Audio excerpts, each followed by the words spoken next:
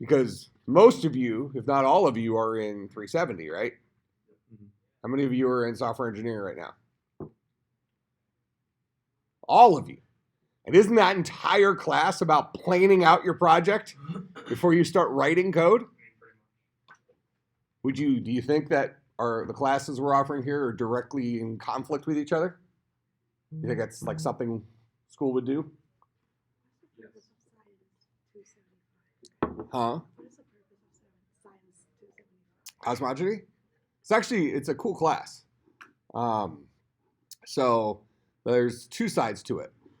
And this is actually an important concept because this came up in our annual review not that long ago. So we require cosmogony for CS students. And a lot of CS students are under the impression that we're taking away a CS class from you by making you take cosmogony. That's not the way it works. That's not how it works. No, I'm telling you it's not the way it works. So all of you have to take the Common Core classes, right? Mm-hmm. So there's 4 classes in the Common Core that everybody has to take. And then there's this other group of classes that you have to take so many credits and different, I don't know. Yeah. There's like a name for it. It's kind of a crazy sounding, whatever, Concordia name. But what we do is we say out of one of the categories, you have to take 15 credit hours. And we say that 3 of those have to be cosmogony. Okay, that's something similar to a lot of other departments do and things like that. You can decide whether or not that makes sense or not.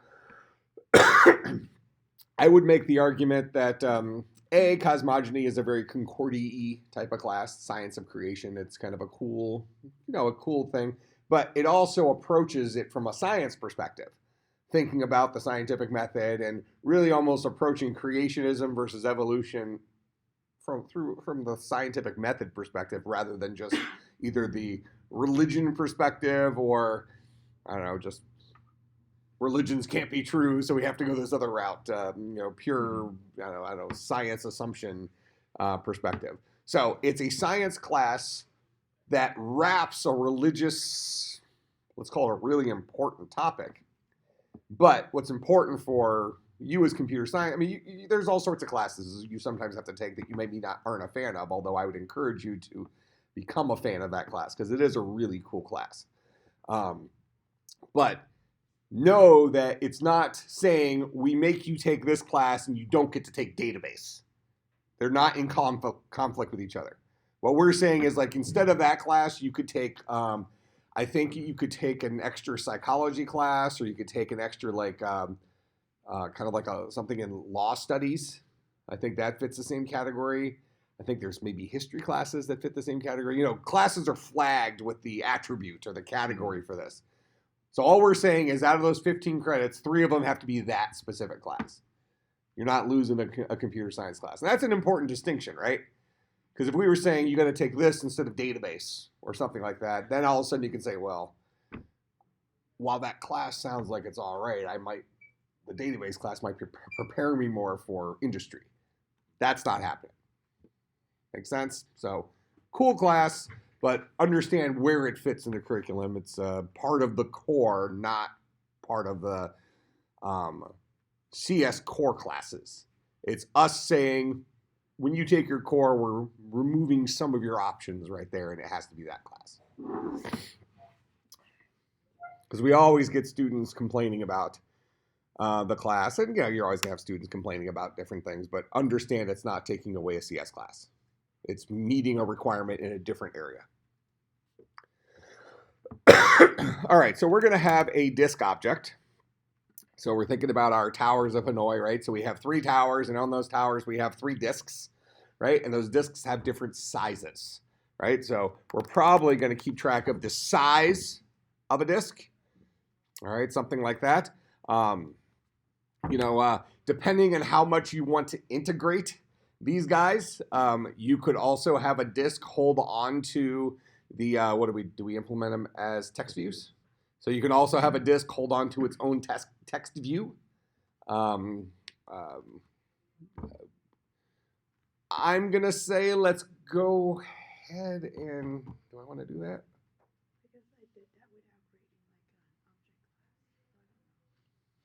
I want to think about what's going to support the hint I gave you the most.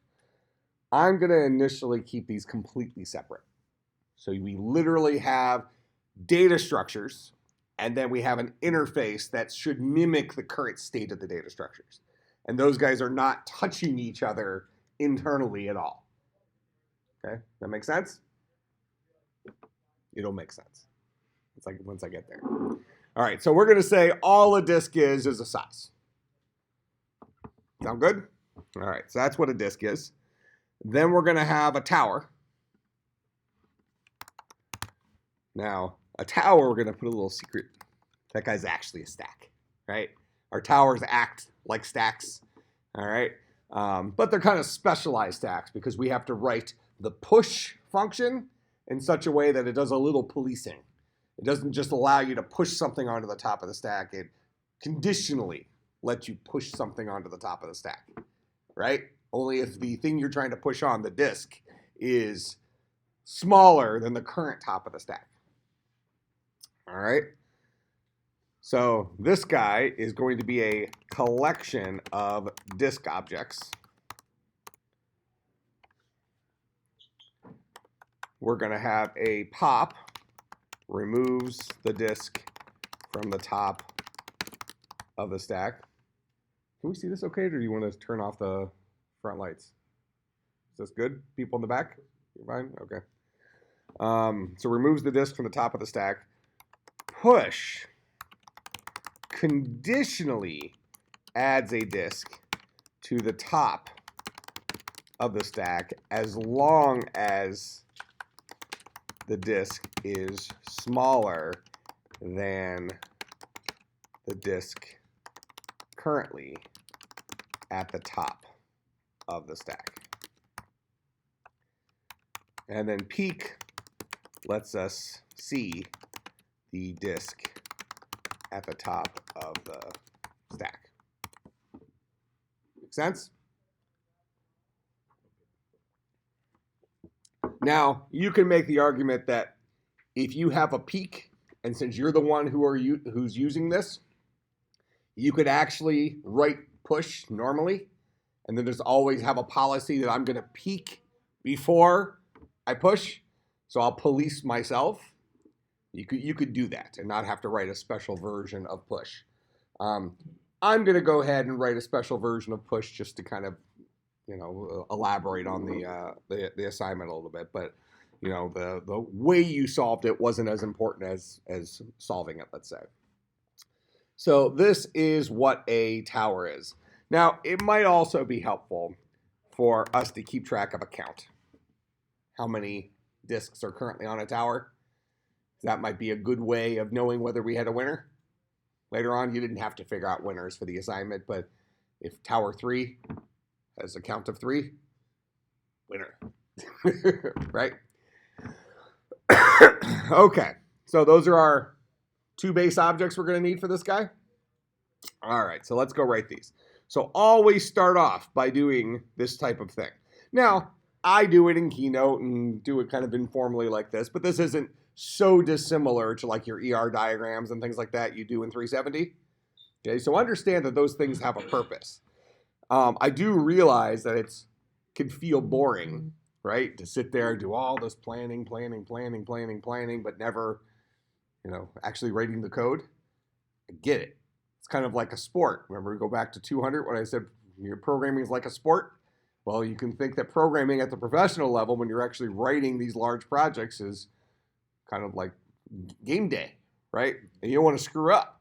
So really, when you're writing out all those ER diagrams and different kinds of planning processes, depending on which waterfall or agile or whatever you're using for software engineering for the planning process, that's kind of like practice in a sport, right? You're practicing your different moves before it's showtime and you actually bring it onto the field. All right, so try to think of it like that. I realize it's boring, and know that as you become a more and more advanced programmer, you'll have to do less of that off the top of your head, right? Or less of that pre-planning, because you can just do some of the stuff off the top of your head. But as projects get larger and larger and larger and you're working in teams and stuff like that, you want to have that core document that everybody's operating off of for doing that stuff. But on the micro level in here, it'll be handy for you to at least take a few minutes and plan out where you're going. You know, we didn't take 2 weeks to write this, specifications document here. This was a 45-second specifications document with 2 objects that we represented in it. All right, so we're going to come back in here. We'll right-click. We're going to create a new Java class. And we'll go ahead and create our disk first. Do I want to add it? Yes.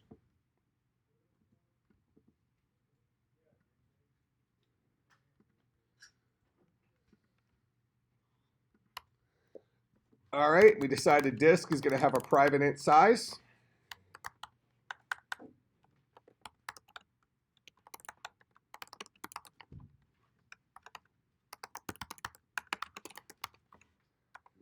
This dot size is equal to size.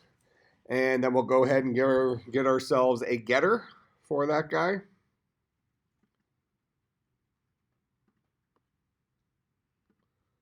So that's our disk. All right, so now we're going to go ahead and create our tower. New Java class. This guy is a tower. And a tower is going to operate as a stack of disks. So we're going to have to keep track of who's at the top of our tower, right? So we have private disk top.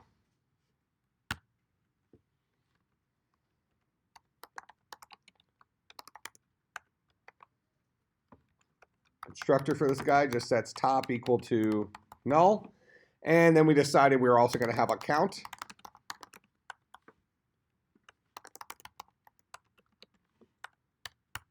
And this dot count starts off at 0. We have nothing in this tower. All right. So let's go ahead and write peak first. That's a nice easy one, right? So we'll have public disk peak that returns this dot top. It'll just show us the top of the stack. Doesn't do anything with it. Doesn't remove it. Just says here. Okay. Then we're going to have pop. So this is going to actually remove the top of the stack, top of the tower, and return it. So we'll say public disk pop. Now we can decide whether we want to have this guy, well, we can decide how we want to use this. Do we want to assume that somebody's only going to pop if there's actually something there? That's going to actually impact us somewhere else in the program, whether or not we test to see if we get a null value or not.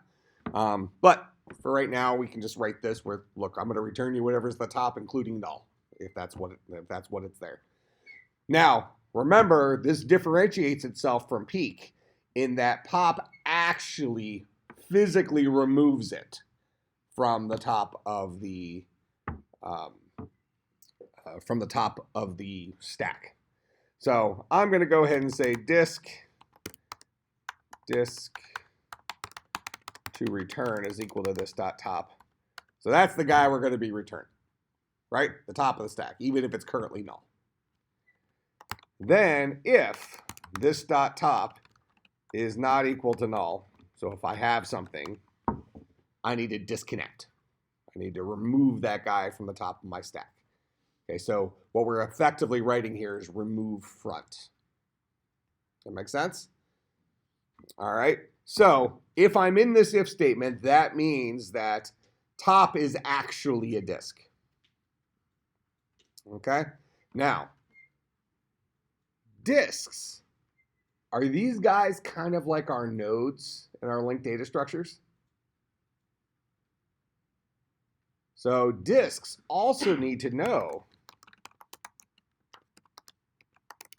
about the next disk. Who comes next in the stack? Make sense?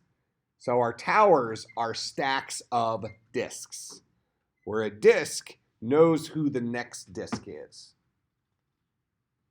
Go ahead. Is that this like the node class? Yeah. Yeah, this is a more evolved node because it's keeping track of, well, actually it is a node, just the payload is the size.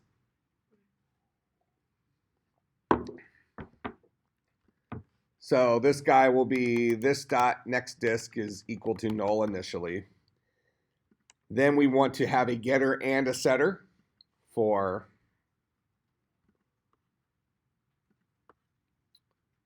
next disk. So we can get the next disk as well as set the next disk. All right, so we really have our normal stack just in disguise. A tower is a stack, a disk is a node, right? We just have them name something a little bit different because that's appropriate for towers of Hanoi. And they do act a little bit differently, although disks really don't in our current state of them.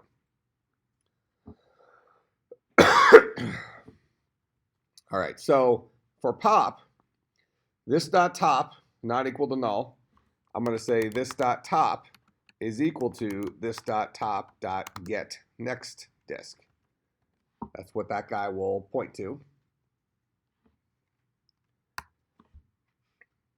And then I'll go ahead and say disk to return dot set next disk to null.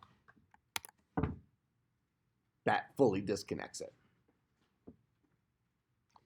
Because disk to return is currently top, right? If I'm inside of this if statement, that means disk to return is not null. So I'll go ahead and update top to be his own next node. And then I'll update the old top to set his next disk to be null, fully disconnecting it. And then finally, return disk to return. So I'm going to remove the top of the tower, top disk.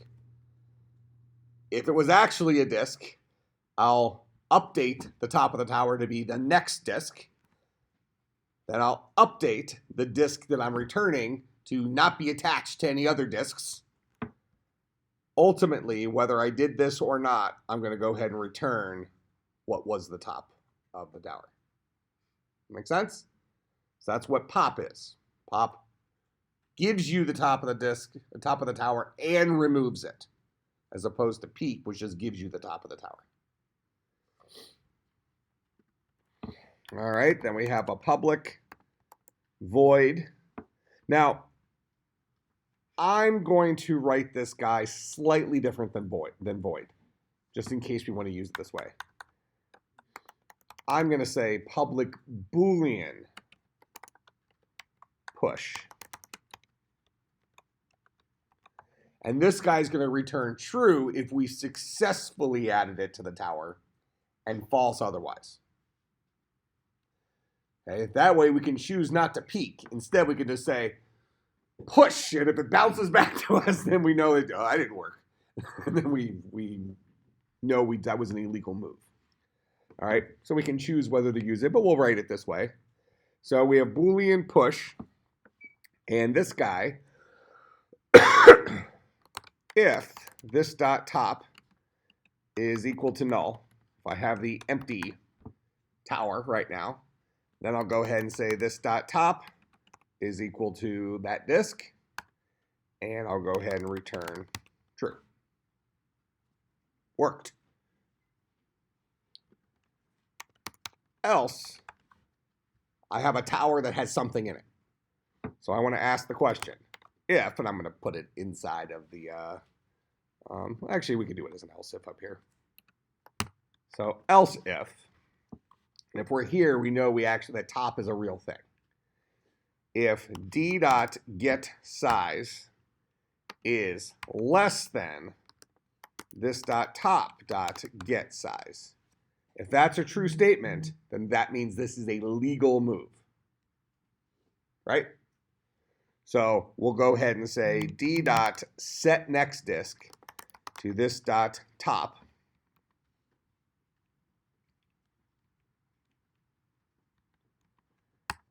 And then we'll say this dot top is equal to D. So we set the new disk to point to the current place top points to, and then we update top to point at the disk we just added. That make sense? Oh. Yep, that's my special node. Get size. Where did you have for the set next disk? Where is the original one? Because it's just giving me an error on mine. We're here. On both times when we used it. For the set next disk. Oh, well, make sure you put it. I did a add getter setter Oh, okay. inside of disk.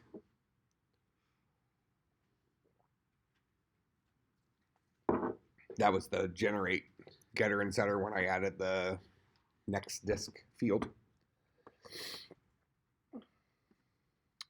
All right. So this is what we do if it is allowed. And we'll return true. It worked. Else must not be allowed.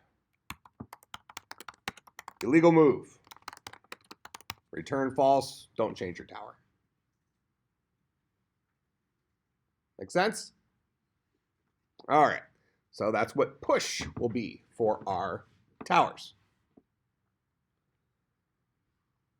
All right, questions about any of these guys?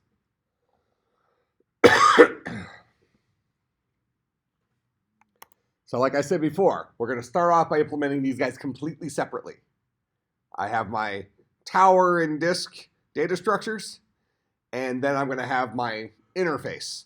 And whenever something changes here, I'm going to update my interface to mimic it.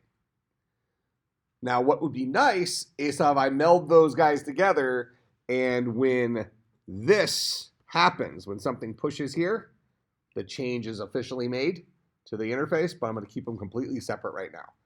So if you remember back to, we probably looked at it the first time in 200, but we did look at it in 250, the idea of parallel arrays, where we had two different arrays and bucket 0 of one of them is related to bucket 0 of the other one. It's kind of what we have going on here. You know, the logic, the state of our tower data structure is directly related to the state of our vertical linear layouts on our screen, right? We want those guys to line up with each other, even though they're two separate entities. Okay? So that is our tower. So now we go back to main activity, and we'll dump this guy here. Now in our main activity, here's our view groups that we have for Tower 0, Tower 1, Tower 2. We also have a placeholder view group for when we select a disk from one tower. So we pop it. We're going to give it a nice little temporary home so that the next thing we do is we're going to try to push it somewhere. Okay. And these are our 3 disks that we have access to. Now I'm going to create some more fields. So I'm going to have a private disk 0, disk 1, disk 2. These are the actual disk objects. And I'm going to have a private tower 0, tower 1, tower 2.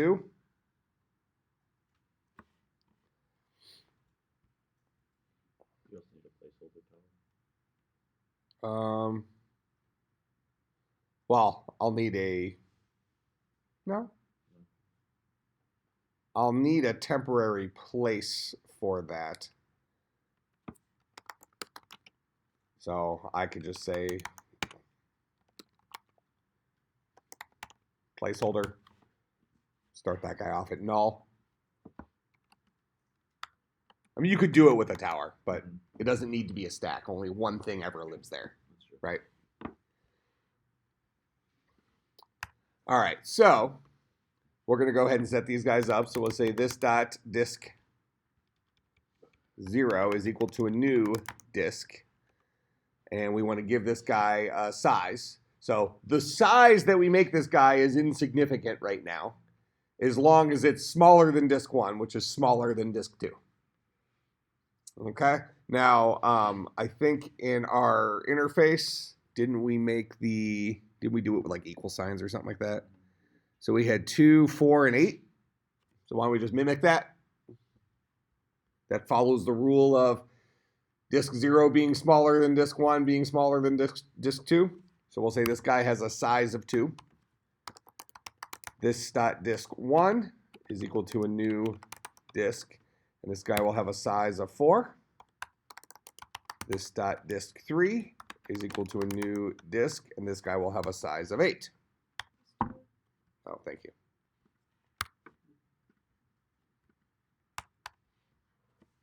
So far, so good. So I've created my 3 disks now. Now I need to create my 3 towers. So I'll say this dot tower 0 is equal to a new tower.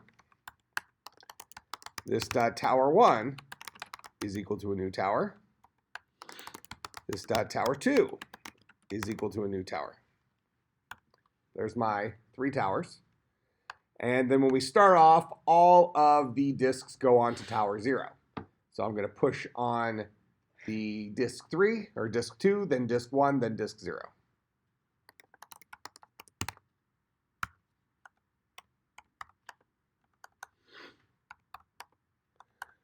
You can do it.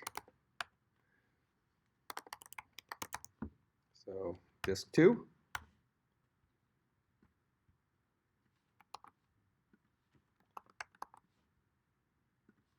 Disk 1, disk 0, and we know that'll work, right? And we can check to see if it was legal, but we happen to know that we've pre-done the logic in our head, and that will function. Okay, so that's the current state of our towers. Now, if we want to test this real quick, just to give ourselves the peace of mind that our towers and disks are working the way they should be working, what I'm going to go ahead and do is I'll just add a little code here. I'm going to go into disk. I'm going to teach a disk how to display itself.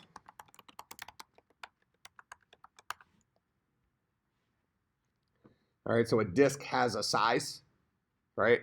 So what I'll go ahead and do is I'll say string answer is equal to the empty string.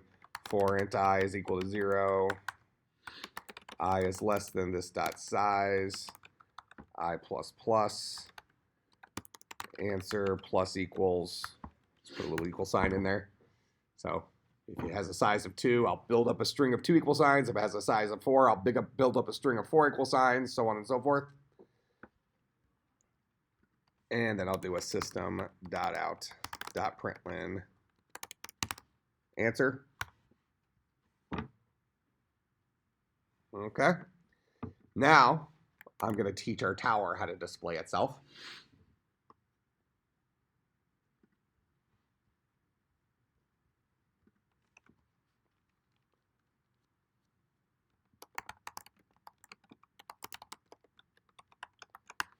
And what a tower is going to do is we'll just say if this dot top is not equal to null, even though we know we're really testing our tower that has 3 things in it right now.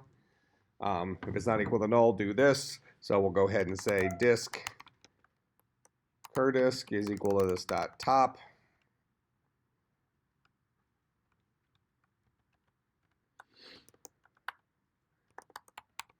And we'll say while cur disk is not equal to null. So actually we could have done this without the if statement since we're testing it initially. We're only going to get into this while loop if cur disk is not null. So while cur disk is not equal to null, we'll go ahead and say cur disk.display. So we'll just ask that disk to display itself. And just for the sake of testing, put the little asterisk there in front so we can filter on it and see it on our display. So if cur_disk is not null, ask him to display himself, and set himself equal to the next guy. So this should display a tower.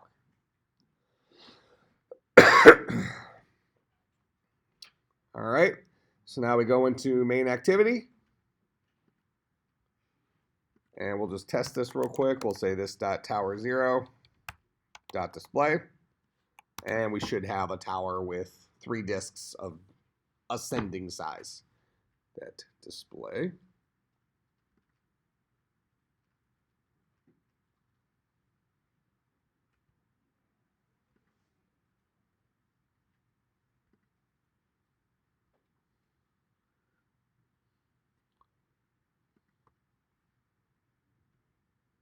There's my 3 disks. Did I learn how to do this? Oh, yeah. All right. So far, so good. And we can test this a little bit. If I go ahead and say this dot tower 0 dot pop, now we should only have the last 2 of these guys.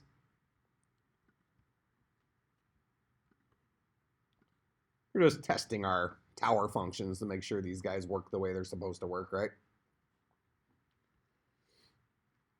And so we know pop works. We'll test peak. We'll ask him to display himself. So peak should give us the smallest disk displayed, and then we're asking the entire tower to display itself, so we should get smallest disk, medium, large. So we're not actually removing it, but we're proving that we got it.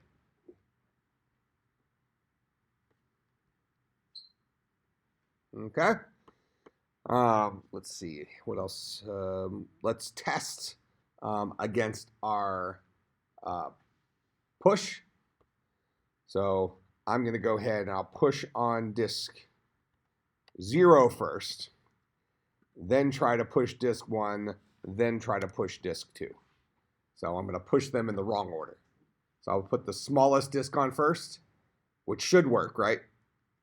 Then I'll try to put a larger disk on top of it, which should not work. And I'll try to put another larger disk on top of it, which should not work. I won't peak anymore, but we'll display, so we should just have the small disk.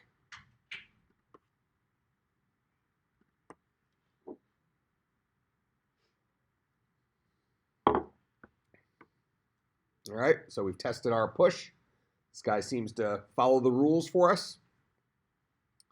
All right, so another important thing to do is as you're building up different things, different components of your project, test it. Make sure that that component works. Now we have faith in it, right? You know, if you're gonna, if you're gonna build a shed or something like that, you know, with a bunch of pieces of wood, you probably inspect the various pieces of wood first, make sure none of them are cracked or warped or something like that, right? We're just making sure our puzzle pieces here are all good to go. So if there's a bug in my program, not that these guys are necessarily bug-free, but we've tested it pretty reasonably, right?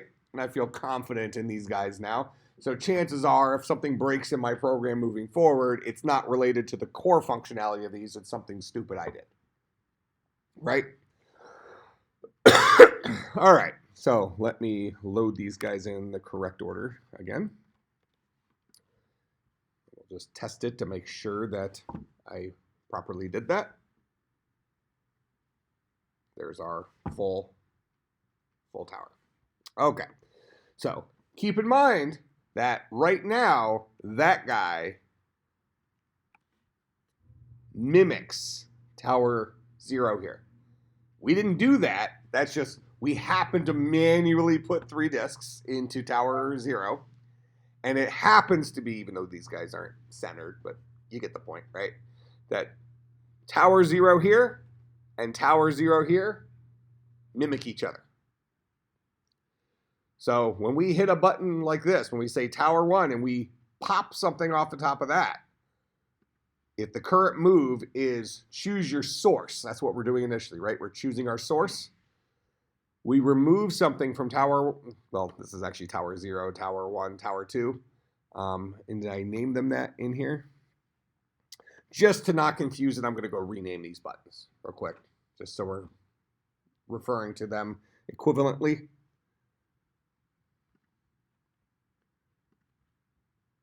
So they're actually already, well, I didn't have to name them, but this is related to tower 0. This is related to tower 1. And this is related to tower 2. Okay? So that's what those 3 guys are. So when my game first starts, I'm in pick source mode, right? That means when I hit one of these buttons, I am selecting a source from that. I'm selecting that guy as a source, so I'm choosing to move something from here to our placeholder. All right, so let's start with that piece.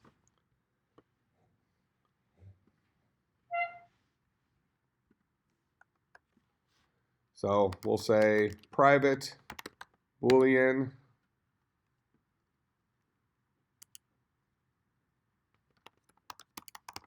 select source. We'll just start that guy off as true. And we'll set it to false when we're not selecting source. Okay, so that's our toggle. We could toggle differently. We can toggle on even and odd numbers too if we want, but we'll just roll with this. All right. So I'm going to create a little function in here.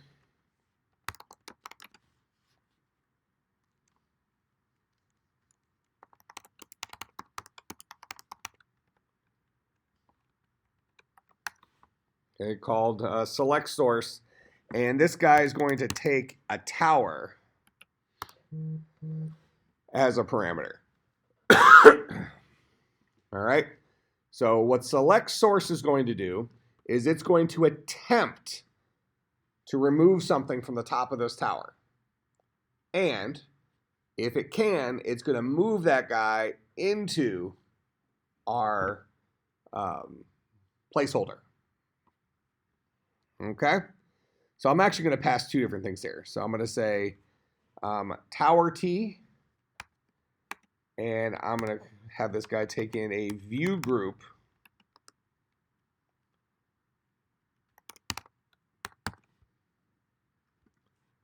to have it taken a tower and a view group tower VG. These are the guys we're messing with here. So if I am able to remove something from the top of this tower, I want to remove it from that view group and add it to my placeholder location. Okay? So if tower.peak is not equal to null, if there is something at the top of the tower, then I'm going to be able to do this, right? That's the only condition on whether I can remove something from the top of a tower, that there's something there. All right, so if that's the case, I'll go ahead, and this is what Blaine was talking about before. Where's my phone? So I had this placeholder disk. I want that placeholder disk to be equal to the disk that's currently sitting in my placeholder view group. Okay? So I'll go ahead and say this dot placeholder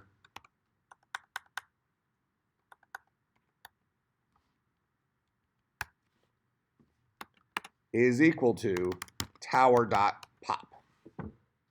So I just removed the disk from the top of my tower data structure. Okay? Then I need to remove the disk from the top of my what? From the top of my tower view group, tower VG. So I'm going to say, now these guys, our disks, are all text views. So I'll say text view temp is equal to tower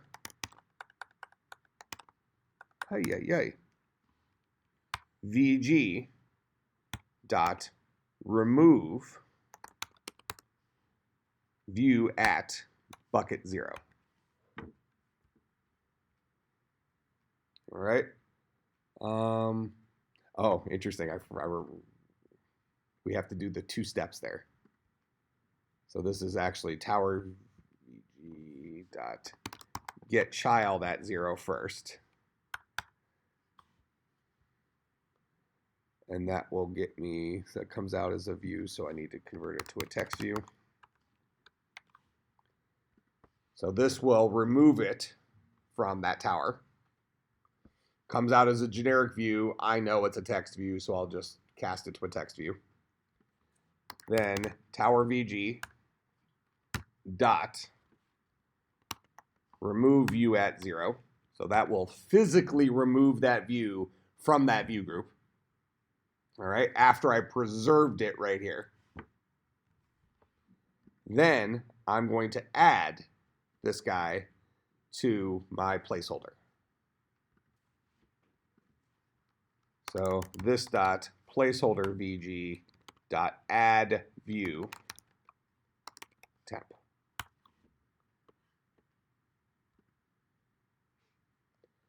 And then we need to make sure we update this dot select source equal to false. We just selected the source. We successfully selected the source.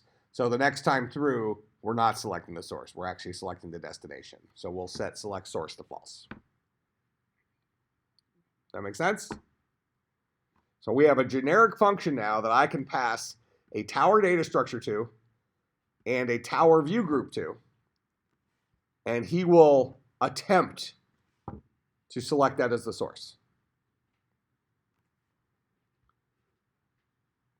So inside of my various tower buttons, I only wrote 2 of them last time, I need to ask the question, if this dot select source, if that's true, if I'm currently selecting the source, what do? I call this dot select source this function. You know what? I'm going to rename select source a little bit. I'm going to call this should select source. So we're kind of asking the question, should I select the source?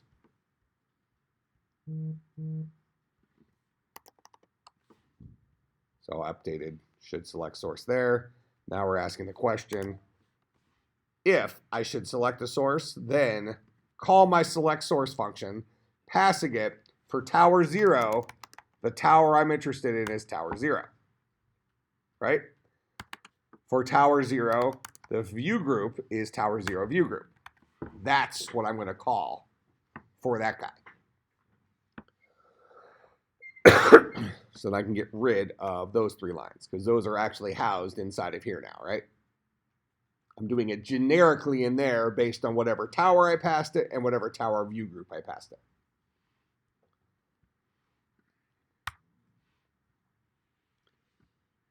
I'll take this same logic, pop it in here. If I should select source, I'm doing this for tower 1 and tower 1 VG. I'm going to have one more function here. This is the tower 2 button pressed. This is tower 2. Tower 2 VG.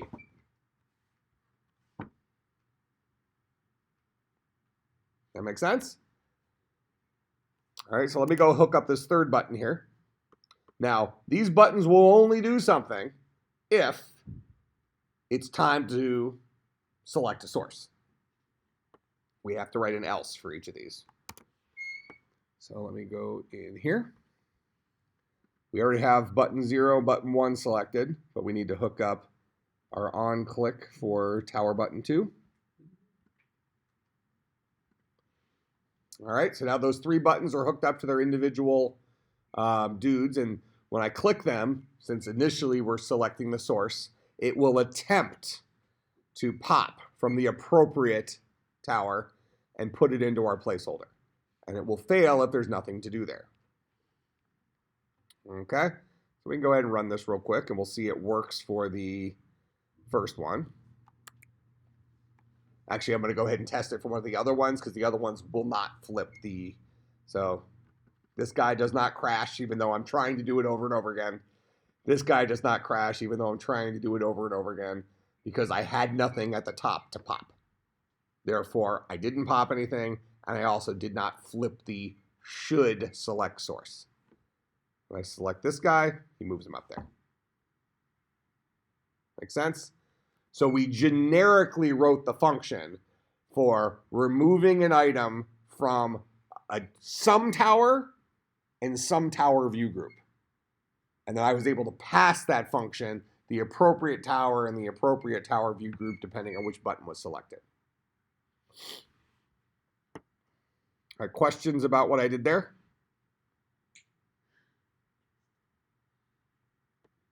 Okay, so now we need an else to these.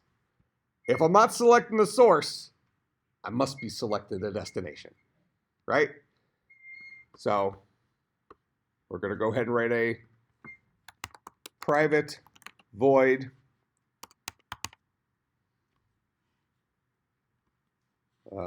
select destination.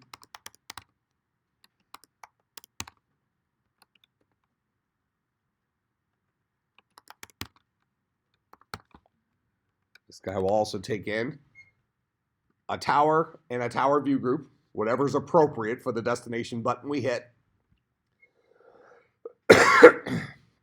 Now, we're only allowed, now we can presume that there's already a disk inside of this dot placeholder, and then there's already a text view inside of our text or our placeholder view group. Right? That's what our interface currently looks like. So I'm attempting to add whatever disk is inside of this that placeholder to the tower that was passed in here. Now I can do that a couple different ways. I can police it myself, or remember when I wrote my tower, I wrote push with a Boolean. So I could try to just shove it on there. If it springs back, we're done. But I'm really lost right now. Okay, what is the purpose of set destination? if I'm in here, I already selected my source, right? Now, all of these buttons are in set destination mode. So if I click this button here, I expect this guy to drop into here. I'm setting the destination for this disk. Oh, okay. Make sense? That makes sense. All right, so remember when we wrote push, we put all of our logic of whether or not this is allowed into push. So all I have to do is say, look, you gave me the tower you want me to try to push the destination disk onto. I'll try. If it works, great. Update my interface. If it doesn't work, I'm not going to change anything. So I'll come back here. And I'll say tower, that's my destination tower, dot push, this dot placeholder, that's the disk I'm going to try to push on there. All right. Now I'm going to write that same line again here in a second.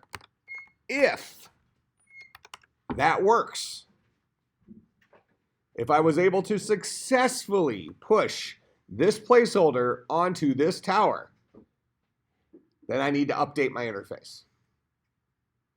Okay? And what does update my interface mean I should do? Well, first of all, my data structures are already updated. So I need to go ahead and, I don't actually have to zero out my placeholder variable, but I'll go ahead and do it just to kind of visually show us that we no longer have a variable inside of our placeholder because we no longer are going to have something inside of our placeholder view group. We want those guys to match up. So we'll say this dot placeholder is now equal to null. Okay, because the guy that was in placeholder is now inside of tower. All right, now we're going to go ahead and we're going to say text view temp is equal to the text view version of this dot placeholder VG dot get child at 0. So we'll go ahead and retrieve the visual version of our disk from our placeholder view group. Then we'll say this dot placeholder VG dot remove at 0. Okay. Then we'll say tower VG dot add view, and we're adding views at 0, right? Yeah. So what view are we adding? We're adding temp, and we're adding it to bucket 0. That'll add it to the top, simulating a push. So set our placeholder to null, retrieve our visual disk from our current placeholder view group, actually remove it from that placeholder view group, then add it to our destination tower. And this dot should select source is equal to true. Next time around, we're selecting sources. Kind of like the opposite version of select source. Yeah. Okay. Yeah, select source, we grab something from a tower and put it into placeholder. Select destination, we grab something from placeholder, put it into a tower, as long as it was allowed. Yeah.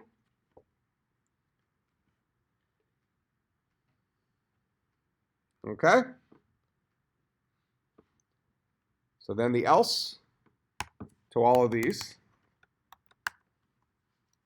is this dot select destination, this dot tower 0, this dot tower 0 VG,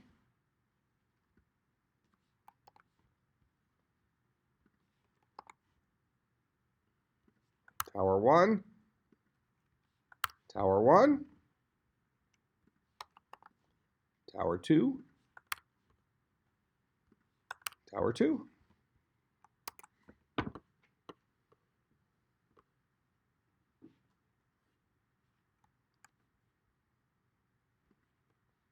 Go ahead and run this dude.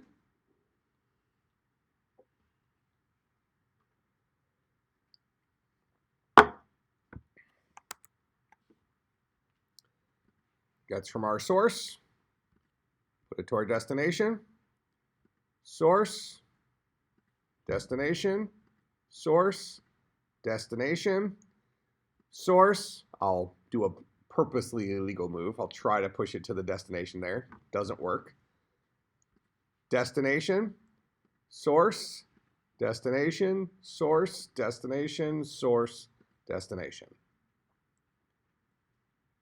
So is that the homework? So look at that timing. I purposely play with crickets and I have to adjust coding speed to get it to finish on time. It's a talent. All right, questions about what we did there? So I realized this homework was too easy. No. All right. So I'll push this up for Thursday. What I want to do is, how about this? Bring your code in line with what mine is, because probably some of you have a few kind of ghetto-y versions, right? So make sure you understand how mine works. And let's add one additional feature where you detect when there's a winner. Okay? I already verbally told you how to do this. Okay? Now, one thing we're not doing, I'll just verbally tell you right now, instead of fixing it for you right now, is we are never actually updating count here inside of our tower. So you will need to make sure count is accurately updating. And then you might find it helpful to ask if a tower has 3 disks in it, that means, and it's the far right tower, that means it's a winner. Make sense? Okay, so understand my code for Thursday. Get your, make sure yours can detect the winner. There might be a quiz related to stacks on Thursday. And then on Thursday, we'll start talking about queues. Capiche? All right. Today's student, faculty, staff Bible study, God and Grub. Go to the cafeteria, sign in, get your tray, get lunch, take it down to the terrace room. I'll save a seat for you.